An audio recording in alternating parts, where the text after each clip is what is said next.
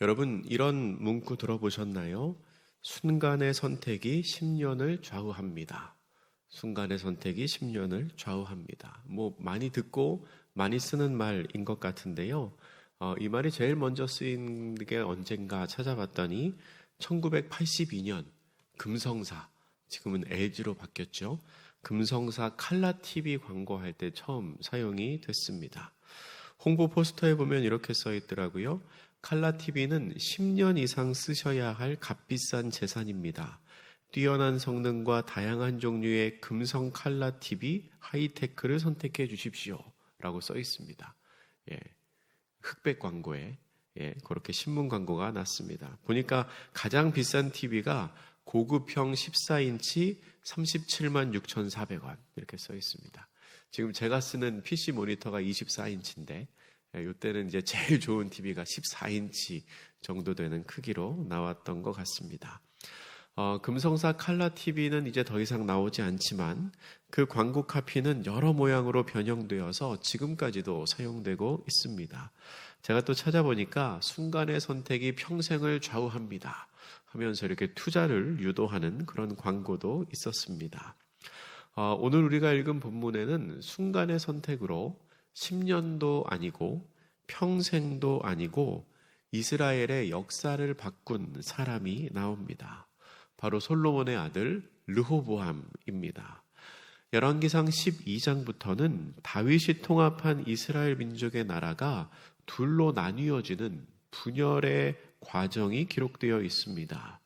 다윗과 솔로몬이 통치하던 시절에 이스라엘 민족이 누렸던 정치적인 안정과 그리고 외교적인 영향력과 그리고 경제적인 풍요와 종교적인 평화는 이 솔로몬의 죽음을 기점으로 말미암아 급격하게 변화되기 시작합니다.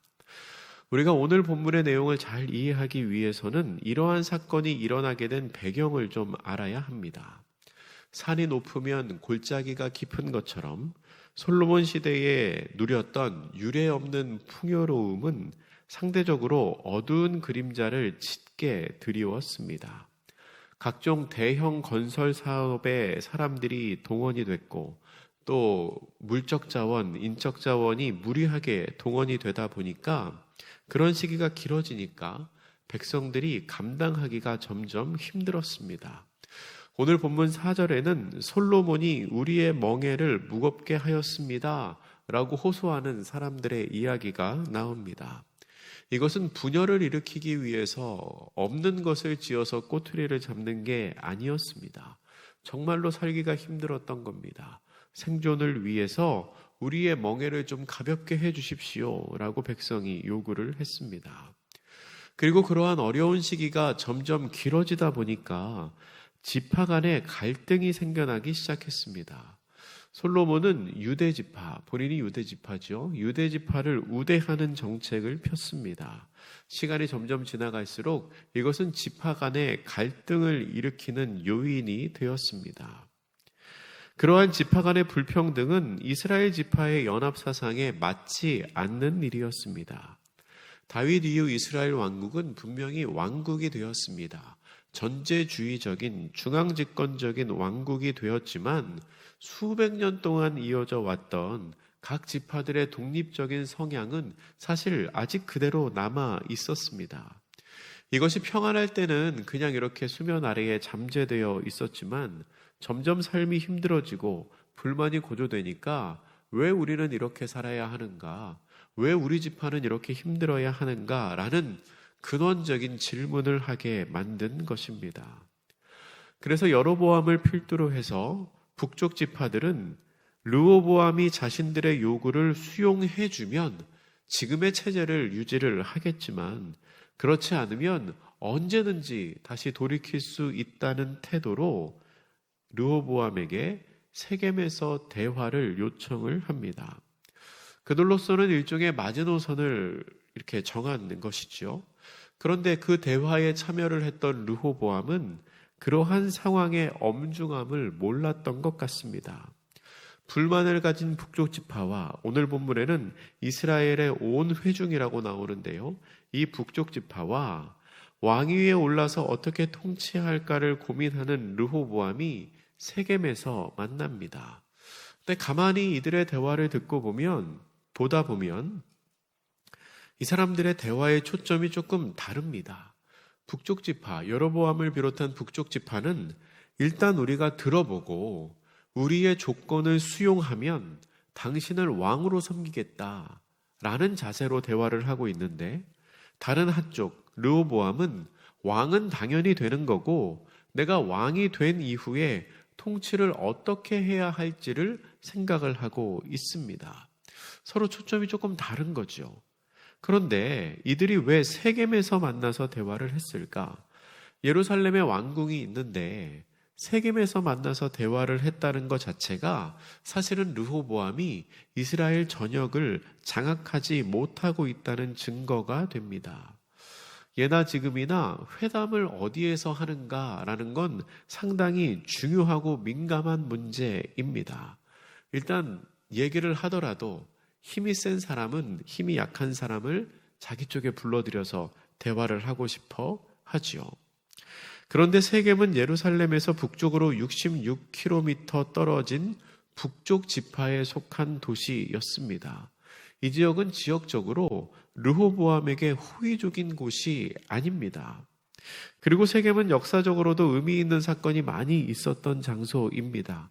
가장 중요하게는 여호수아 24장에서 여호수아가 온 백성을 모아서 하나님 앞에서 언약을 새롭게 하는 예배를 드렸던 곳이 바로 세겜이라는 장소입니다. 좋게 해석하자면 그러한 의미가 있는 장소에서 회의를 하면서 우리 이 나라를 다시 한번 새롭게 시작해보자 라고 왕권에 힘을 실어주는 것으로 해석할 수도 있겠지만, 다르게 해석을 하면 언약을 새롭게 했던 그곳에서 우리 처음부터 다시 한번 생각해보자. 왕이고 뭐고 이 나라가 어떻게 가야 할지 우리 백지화시켜서 처음부터 다시 생각해보자 라는 의미로 회담을 거기에서 제안한 것일 수도 있습니다. 그러면 그 세겜에서 여로보암과 온 이스라엘 회중 북쪽 지파의 사람들이 어떤 제안을 하고 있을까요? 우리 오늘 본문의 4절 말씀 같이 읽겠습니다. 본문 4절입니다. 시작. 왕의 아버지가 우리의 멍에를 무겁게 하였으나 왕은 이제 왕의 아버지가 우리에게 시킨 고역과 매운 무거운 멍에를 가볍게 하소서. 그리하시면 우리가 왕을 섬기겠나이다. 아멘.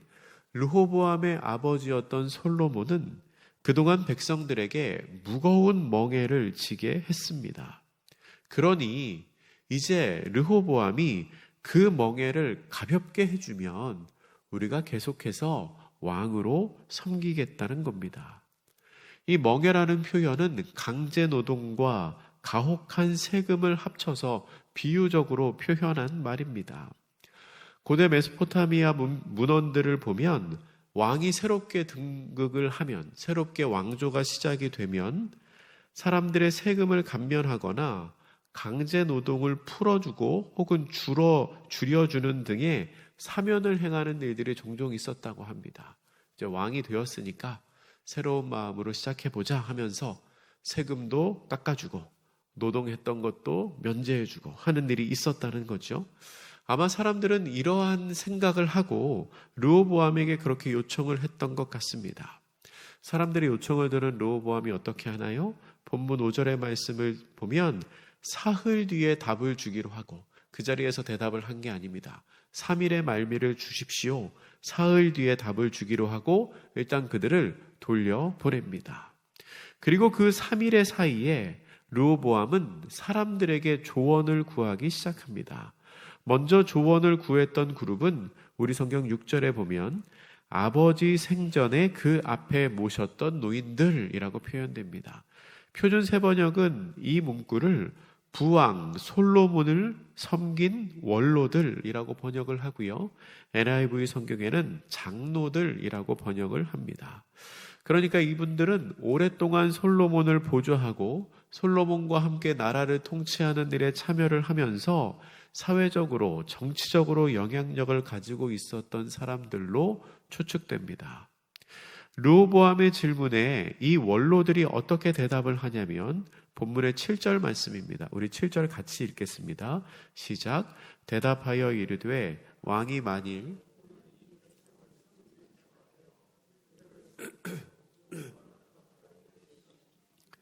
영원히 왕의 종이 되리이다 하나. 아멘. 이 원로 그룹들은 르호보암에게 현실적인 조언을 합니다. 그들을 섬기고 좋은 말로 대답을 하라는 겁니다. 그들이 요구하는 것을 일단은 수용해 주라는 거죠. 그들의 수고를 인정해 주라는 겁니다. 솔로몬과 함께 큰 공사를 진행했던 사람들은 강제 노역과 과도한 세금으로 인하여 백성들이 피로해하고 있다고, 괴로워하고 있다는 것을 이해하고 있었던 것 같습니다. 그런데 그 원로들의 대답은 르호보암이 원했던 대답이 아니었습니다. 그 후에 르호보암은 원로 그룹의 의견을 버리고 자기와 함께 자라난 어린 사람들과 의논을 합니다. 이들은 8절에 보면 어린 사람들이라고 표현되고 또 10절에 보면 소년들이라고 나오는데 사실 나이가 적은 사람들은 아니었습니다. 르호보암이 왕위에 오를 때가 41살이거든요. 그러니까 르호보암과 함께 자랐다면 이 그룹의 사람들도 다 장년들이었을 것입니다. 아무래도 원로 그룹보다는 상대적으로 젊고 경험이 없기 때문에 그렇게 소년들이라고 표현을 했던 것 같은데요. 근데 이 사람들이 제안한 대답은 참 공격적입니다. 11절입니다. 우리 11절 같이 읽습니다. 시작. 내 아버지께서 너희에게 무거운 멍에를 매게 하였으나 이제 나는 너희의 멍에를 더욱 무겁게 할지라. 내 아버지는 채찍으로 너희를 징계하였으나 나는 전갈 채찍으로 너희를 징계하리라 하소서. 아멘. 여러분, 이것은 여로보암의 제안을 정면으로 거절할 뿐만 아니라 백성들을 더 큰 두려움으로 복종하게 만들라는 의미입니다. 그래야 앞으로 다시는 이런 허튼 소리 못한다는 겁니다. 그래야 왕권이 든든히 선다는 겁니다. 아버지가 무거운 멍에를 매게 했지만 나는 더욱 무겁게 할 거다. 아버지가 채찍으로 너희를 징계했지만 나는 정갈 채찍, 정갈은 독이 있지 않습니까? 더 강하고 더 악독한 채찍으로 너희를 다스릴 거다라고 말하라고 조언을 합니다. 자, 그러면 이 두 그룹의 제안을 받은 르호보암이 어떤 선택을 할까요? 선택은 이제 내일 새벽 본문에 나오는데요. 르호보암은 자기가 듣고 싶은 얘기만 듣습니다. 결국 소년들이, 젊은 사람들이 했던 조언을 선택을 하지요. 그리고 그 순간의 선택이 이스라엘 왕국 역사의 새로운 분기점이 됩니다. 아마도 르호보암은 아버지 솔로몬이 누렸던 것과 똑같은 혹은 아버지 솔로몬이 누렸던 것보다 더 많은 부귀영화를 누리고 싶어 했던 것 같습니다. 그래서 그는 최대한 아버지와 비슷하게 통치하려고 했고 어쩌면 아버지를 능가하기 위해서는 아버지보다 더 악독한, 아버지보다 더 매서운 통치가 필요하다고 생각을 했는지 모르겠습니다. 아버지를 능가하기 위해서는 뭐든지 아버지보다 더 크게, 아버지보다 더 많이 하는 것이 그 방법이라고 생각했던 것이지요. 그래서 사람을 더 많이 동원하고 세금을 더 많이 걷고 그게 르호보암이 보았던 아버지 솔로몬의 통치 방법이었고 나도 그렇게 해야 아버지처럼 될 줄로 생각을 했던 것 같습니다. 근데 르호보암이 몰랐던 게 있습니다. 솔로몬이 그렇게 통치한 것은 사실 솔로몬 후반의 통치 모습이었습니다. 르호보암의 기억 속에 남아있는 아버지 솔로몬은 그러한 모습으로 통치하는 사람이었지만 사실 솔로몬이 누렸던 풍요로움의 비결은 그게 아니었습니다. 르호보암은 솔로몬 통치 초기의 모습을 알았어야 했습니다. 솔로몬 초기 통치 모습은 어땠나요? 솔로몬이 어떻게 가장 지혜로운 사람, 그리고 가장 풍요로운 왕이 되었습니까? 우리는 그 비결을 알고 있습니다. 솔로몬이 왕이 되었을 때 가장 먼저 한 일이 뭐냐면 하나님께 일천번제를 드리는 것이었습니다. 그리고 꿈에 나타난 하나님께 솔로몬은 백성들을 잘 통치할 수 있는 듣는 마음을 달라고 구했습니다. 그래서 하나님이 그것을 기쁘게 받으셔서 내가 구하지 아니한 부귀와 영화도 주겠다라고 말씀을 하셨죠. 르호보암은 그 모습을 닮아야 했습니다. 솔로몬 통치 초기 하나님을 경외하고 겸손했던 그 모습을 닮아야 그것이 아버지가 누렸던 풍요로움의 비결임을 알아야 했다는 겁니다. 여로보암의 첫 번째 대화 이후에 여로보암과 온 이스라엘로 표현되는 북쪽 지파와의 첫 번째 대화 이후에 이 르호보암에게는 3일의 시간이 주어졌습니다. 3일. 만약에 통치 초창기에 다윗 혹은 솔로몬이었다면 이 3일의 기간 동안 무엇을 했을까요? 처음 왕이 되었을 때의 다윗, 처음 왕이 되었을 때의 솔로몬이었다면 이 주어진 3일의 시간 동안 무엇을 했을까? 예상하기 어렵지 않습니다. 하나님께 기도했을 겁니다. 다윗도 솔로몬도 하나님 앞에 기도하는 사람이었기 때문이죠. 그런데 이 르호보암은 그러한 할아버지와 아버지의 모습을 전혀 닮지 않았습니다. 하나님께 나아가 하나님의 뜻을 물은 게 아니라 사람들을 찾아가서 사람들의 조언을 구합니다. 그것도 이미 자기 마음에 답을 정해놓은 상태였습니다. 르호보암이 교육을 못 받은 건지 아니면 기억을 못하는 건지는 모르겠지만 어떻든지 간에 르호보암은 신앙생활이 자기 몸에 체득되어 있던 사람이 아니었던 것 같습니다. 하나님의 뜻에는 관심이 없고요. 말년의 솔로몬의 모습만을 닮으려고 했습니다. 자신의 지혜를 의지하고 부귀영화를 유지하기 위해 노력했던 그 말년의 아버지의 모습만 닮았습니다. 그리고 그 결과는 이스라엘 나라의 분열과 여호와께서 보시기에 악한 행실로 돌아오게 됩니다. 르호보암에게 주어진 이 3일이라는 시간은 나라와 민족의 미래를 결정하는 굉장히 중요한 시간이었습니다. 혹시 우리 중에 그 3일의 시간을 살아가시는 분이 계실지 모르겠습니다. 정말 중요한 시기를 보내고 계신 분이 있으실지 모르겠습니다. 부탁하기로 그러한 시간을 보내고 계시다면 사람의 조언보다 하나님의 뜻을 구하시기를 축복합니다. 우리가 그렇게 하나님의 뜻을 구하면 하나님께서 그 3일의 시간에 내가 무엇을 해야 할지를 알게 하실 것입니다. 오늘 하루도 하나님의 인도하심을 따라 살아가는 복된 성도님들 되시기를 주님의 이름으로 축복합니다. 기도하겠습니다. 사랑의 하나님 아버지, 르호보암은 아버지 솔로몬을 닮기를 원했지만 하나님께서 기뻐하신 모습을 닮아가려고 한 것이 아니라 하나님을 떠나 살았던 삶의 모습을 닮아가고 있습니다. 주어진 3일의 시간 동안 그는 마땅히 사람들의 조언을 구하는 것이 아니라 하나님께 나아가 하나님의 뜻을 물어야 했지만 그렇게 하지 못했고 그 결과는 이스라엘 나라의 분열로 다가왔습니다.